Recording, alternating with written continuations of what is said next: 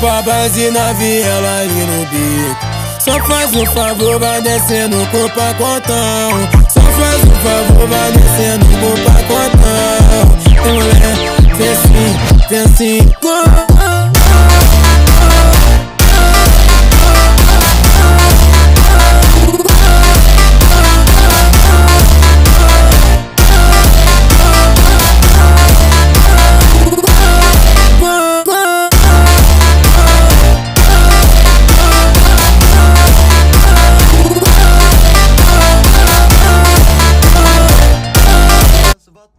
mingta obunachi bo'lamiz. O'shandagina yangi video chiqadi. Endi esa do'stlar, yaxshilab o'tirib oling, yeyishga narsalar olib oling, chunki biz boshladik.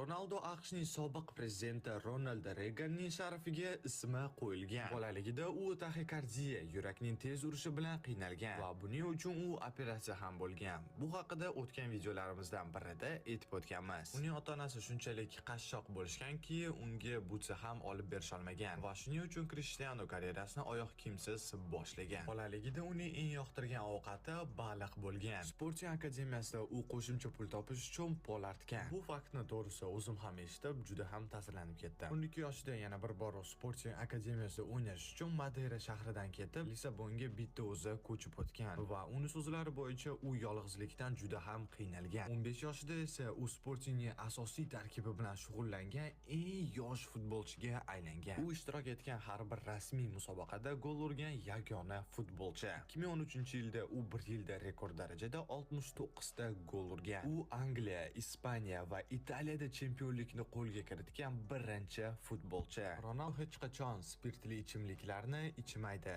chunki uning otasi alkogolizm tufayli vafot etgan. U tozalikni juda ham yaxshi ko'radi. Georgina, ya'nida uni ayolini so'zlariga ko'ra, u kuniga 4-5 marta yuvinadi. Unda hech qanaqa tatuirovkalar yo'q, chunki u muntazam ravishda qon topshiradi. Uning eng yoqtirgan filmi esa Rocky. Ronaldo Madeirada bolalar shifoxonasi qurilishi uchun mablag' ajratgan. U saraton kasallikka qarshi kurash uchun eng katta donorlardan biri hisoblanadi. 2015-yilda u miyadagi kam uchraydigan